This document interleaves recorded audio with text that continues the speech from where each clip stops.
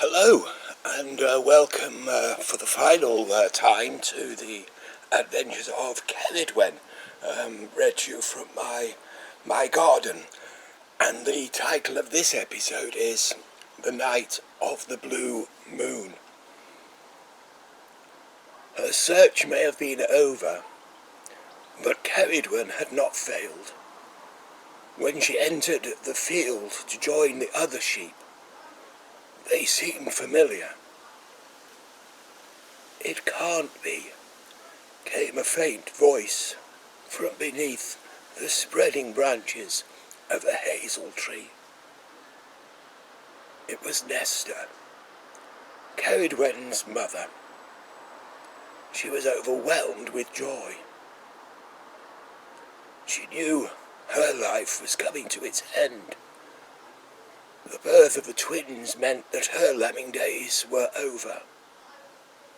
It had taken all her energy to feed them. Each day she felt more tired and weak,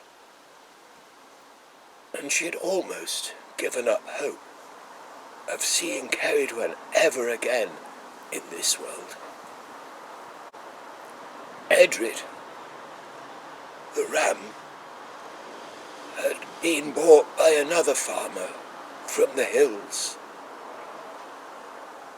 This left Nesta worrying how the young twins would cope when she was gone. Every night she looked to the sky, asking for Ceridwen to return. And the night sky had been listening, because here she was.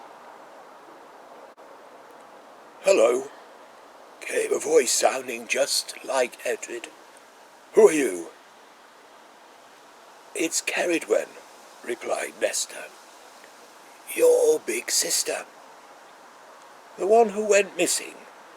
asked another voice.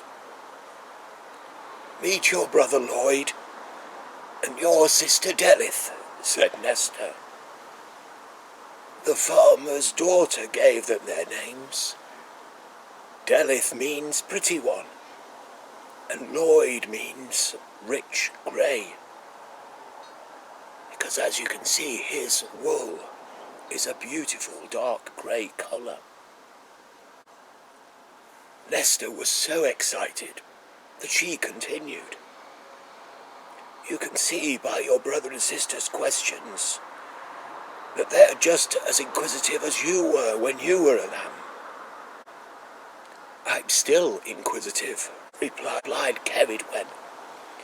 "Being inquisitive helps me to learn new things. Things like how a giant lived on the mountain above the old farm." Then everyone listened as Ceridwen shared her story and recited the poems that had come to her in her dreams. The storytelling and the conversations went on until nightfall, when the moon rose with a magnificent glow and the air became still. It was to be a very special night. Ceridwen realized that her family were being watched over by a blue moon, the first one she had ever seen. Under the light of that beautiful moon, the family lay together as close as could be, and their hearts all beat as one. The kind of bond that the Welsh call a cwtch. And together, Nesta encouraged each of her children to speak to the moon directly about their dreams for the future. And she listened carefully. When they had finished, Nesta was delighted to see so much hope in the hearts of her children. Then one by one, they all fell asleep. Nesta slept as soundly as a lamb. Her worries had now evaporated. Her joy was immeasurable. And for the very first time in a long while, she had a dream so vivid it seemed real. The dream began on a beautiful spring day.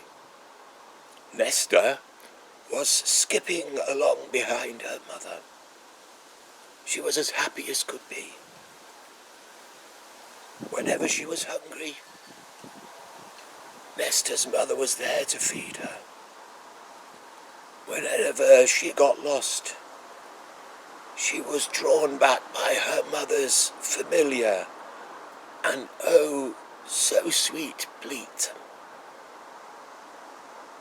Together they were walking up a mountain, where they met a mountain hare, who led them to a beautiful lake.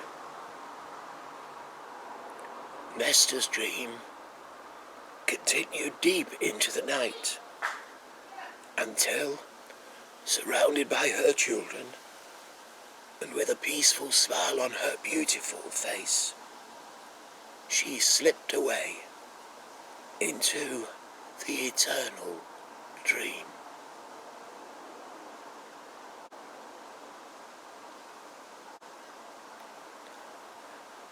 And if I may, an epilogue.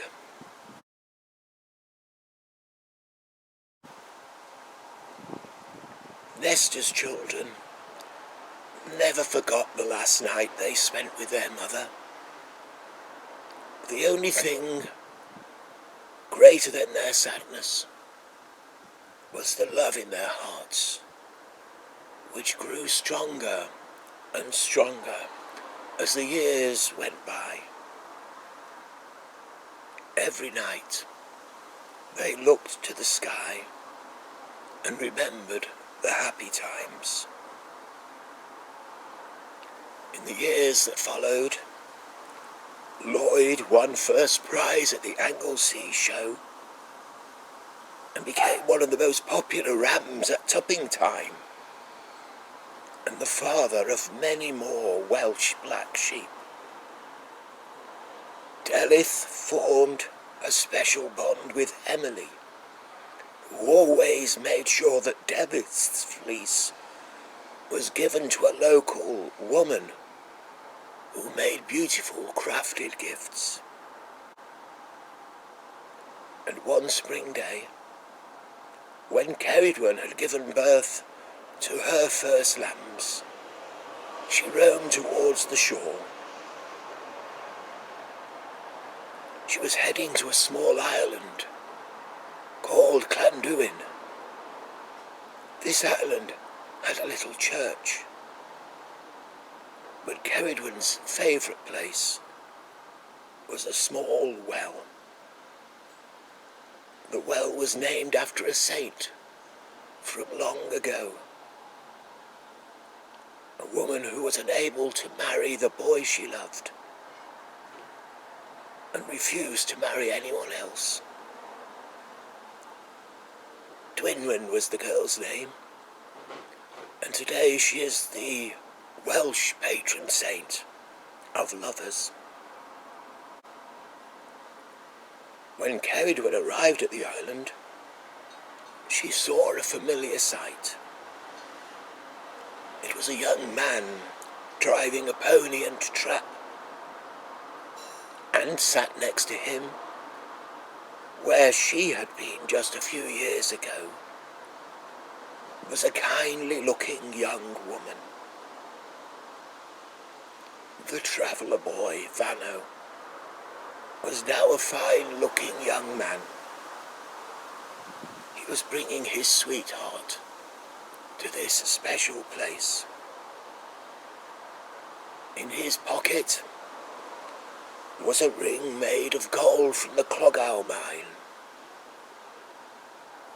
He also had brought a perfume made using flowers picked from the hedgerows, from the country lanes. Vano's plan was to ask Roswen to marry him. But what made Vano really nervous was the poem he had scribbled on a piece of paper. Vano, as we already know, is not much of a speaker. What he didn't realise was how that made anything he did say extra special. And so the poem he plucked up the courage to read to Roswen on that spring day, with Ceridwen listening, was a sweet, haunting melody of love that spoke of the dreams that the young lovers hoped would come true.